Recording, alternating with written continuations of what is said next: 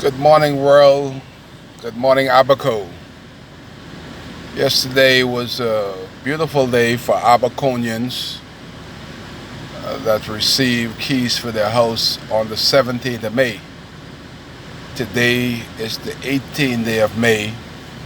I myself, as always, happy to see the movers and the shakers, that's the lawmakers in this country. And I was excited to see my good friend, um, Mr. Carl Bettel, Attorney General, and Mr. Ellsworth Johnson, ex-policeman that moved up the ranks of becoming the president of the Bar Association and indeed now working in the Attorney General office. All that was made by me trying to tell my story.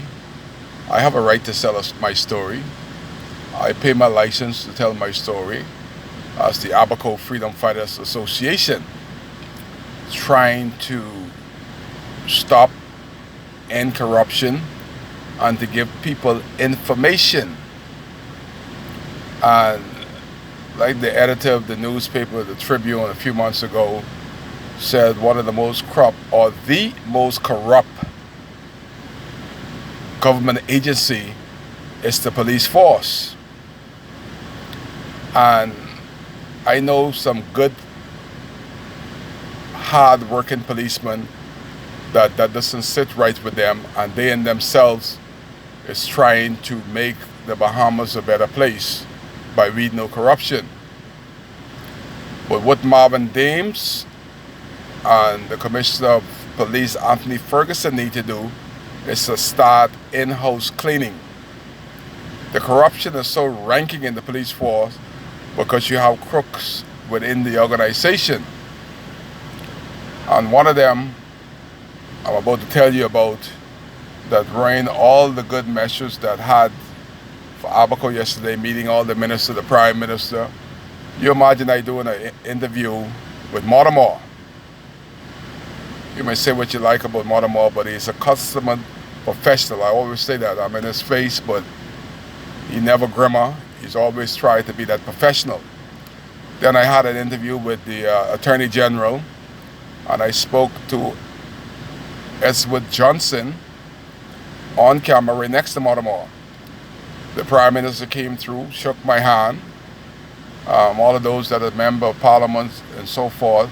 There was a time during the by-election when the Prime Minister called on Kai Mills during the by-election to help to win the seat for Greg Gomez. The Prime Minister may have forgotten that, but I haven't forgotten. And came into my view while the Prime Minister were carring up, everybody getting in the car, everybody lying off like good soldier, good statesmen. I'm taking the photographs so that other persons that are not here could see the parade of ministers and government, how they operate when they come to Abaco. And one Sergeant Mullins came into my view, and he must be taking stupid pills, because a week ago he and I were talking, so he knew who I am. He see all the paperwork that I've sent forth on police that interfere with me, the amount I'm getting from court and what they have to pay. And Mortimer, with the ignorant self, came into my view and trying to block me from taking a picture of my Prime Minister, my members of Parliament. And the thing about it is that the Attorney General that's supposed to represent the police during any crime and corruption case against them was standing beside me when Mullins was pushing me. Ellsworth Johnson, who also was a police, also was in charge of the Bar Association, is right next to me when Mullins began to act stupid and unbecoming of a police officer by assaulting me several times and pushing me against the door. You see, people like I at my age, I have to think also about stupid policemen, because I want to let Mullins know, without that gun, he ain't nothing. Kai could pick him up and slam him to the ground like a watermelon. And I thought about doing that too, because I was in my rights. He had no reason to touch me. I could pick him up and lick him right down, right in front of the Prime Minister, the Minister responsible for legal affairs, because he was out as Adam. And Mortimer right there, Mortimer right there watching him, acting stupidly, ballsing up like he's the big man on campus, and he could stop me from filming. And I just want to let the minister and the commissioner know that Mullings ought not be in police uniform. He retired, and I don't know why they bring them back when they retired. Man, let them go. He retired when the Treasury Key met some rich people, befriended them, turned his uniform, become personal bodyguard to these rich people in Treasury Key. The woman found out he's so stupid, she immediately tell her husband, get rid of that fool. Then he came here and he undermined the system and became the personal chauffeur of the magistrate, undermining everybody else. Again, the magistrate found out what a jackass he was and got rid of him. And yesterday, it really hurt me. Embarrassing is one thing, but when you have public embarrassment and you have such dignitaries there and you have this fool playing the fool, it brings you back, and you really have to get your thoughts, and you try not to say the wrong thing. But Mullings has been undermining the police and the police force ever since he came here. He's one of those guys, when you get in a conversation, he wouldn't shut up, so you let him talk all the business. You remember the other day, just last week, this police officer was at the airport in a red truck. Show you how balsless Mullings is. He tell me, say, I'm Kai, she down there selling food in the truck. She come out here every weekend and selling food. The truck ain't being licensed in over 2 years. I said to him, well, you go ahead and book her. He said, no man, if I book her, I could be in problems down there by the police station. You imagine a policeman saying such foolishness? You know your colleague is out of line with the law, and you're going to tell me go do a video. Well, I did the video because I don't like her anyhow. She had me arrested because Billy told her to lock me up, and she locked me up. Just came to Abaco. Mullings says she always looked dirty on becoming a police, a uniform all dirty, her hair all never fixed, and here she is down there selling food. So he told me how to go to the next terminal. I went down, then I caught her red-handed with the truck with no disc, no license. But that was a Mullings deal, hating on his colleagues. Then he came up to me, balsing up again, after I sued Wendell Clark. Came to me and said, man, Kai, see if you and Wendell Clark could sit down at the table. Said, Wendell Clark is the best thing that happened to Abaco. This is a guy that went to law school to try to defend officers that are being misaccused of crimes, and he defended them freely. So see if y'all could sit down. Say, since Murphy is not here, Wendell Clark got this Marshall station up and running and just reached more time than Murphy. He's ahead of Murphy, way far ahead of Murphy as far as the police morale and respect. I said, well, you could have respect for drunk like Wendell Clark. You get together and see how much y'all could help Wendell Clark pay me for my lawsuit that I won against him. Murphy may be whatever he is, but one thing I've never seen Murphy done is pull up before the liquor store and get liquor. I've never seen Murphy in the front of a liquor store all liquored up and staggering in the front of the police car and getting behind the wheel. I've never seen Murphy at the airport. You could smell liquor piping off him 4 feet away. So if you want to go ahead and ring the Murphy bell, you ring it by yourself. Then he went on to ASP Neely. The only problem that Wendell Clark got is Assistant Superintendent Neely said, Neely undermines every man at the station. She ought not be here. She's trying to undermine and underdo everything that Wendell Clark's trying to implement.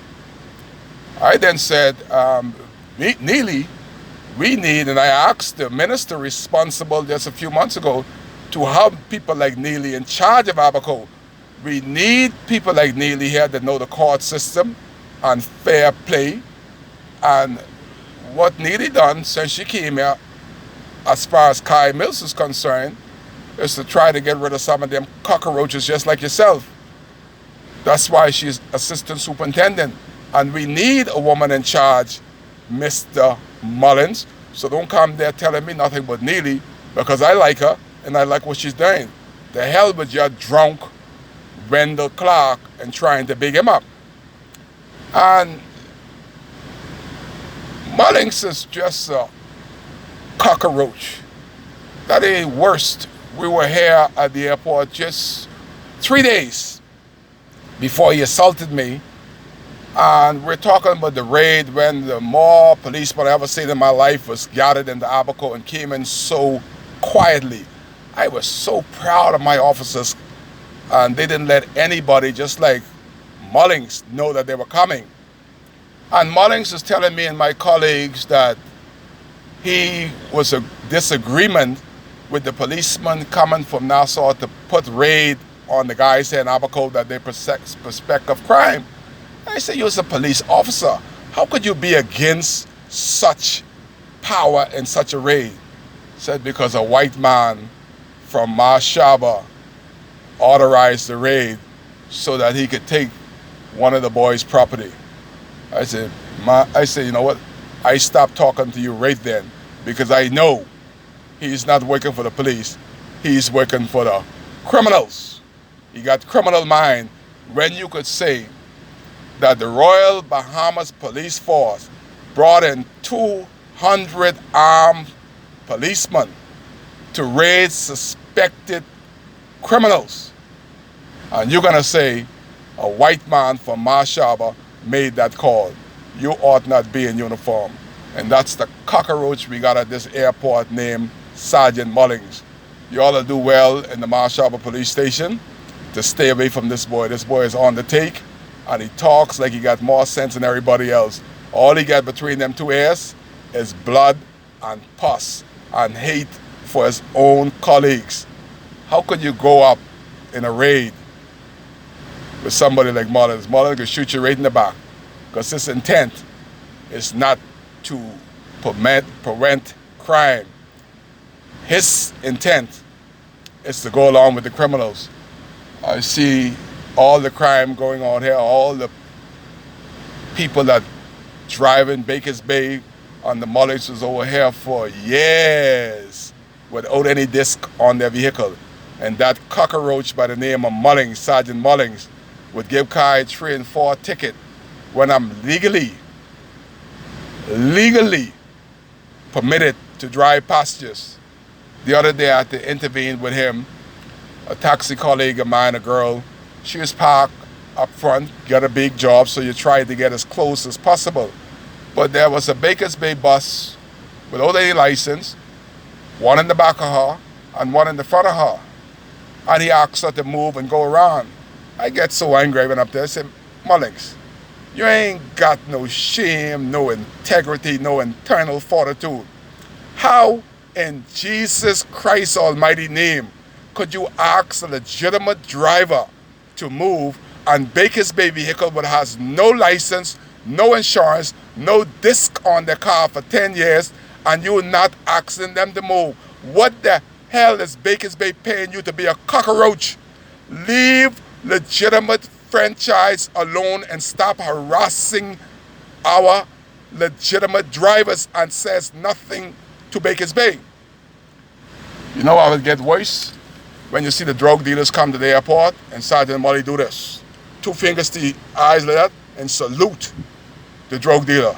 Then you know he is the biggest cockroach on the police force. Kai Mills need a job as a consultant to the Ministry of National Security, because I'm trying in my own way to read all these police cockroaches and I'm not getting any salary. Marvin Dames, you need to pay me, because I'm letting you know who persons like Mullings, those are. They're on the take, and you got them set up at the main airport at Marshaba. Kai want them out of here because Kai care for life and liberty and fair play of all Bahamians. Mullings is not worthy of a police uniform. Kai cares. That's why I'm spending my time to let the Commissioner of Police, the minister is responsible, to let him know that Mullings don't like any officers down there, and he's on the take. He's a big cockroach, and he needs to go. Kai cares. That's why I'm telling you the story.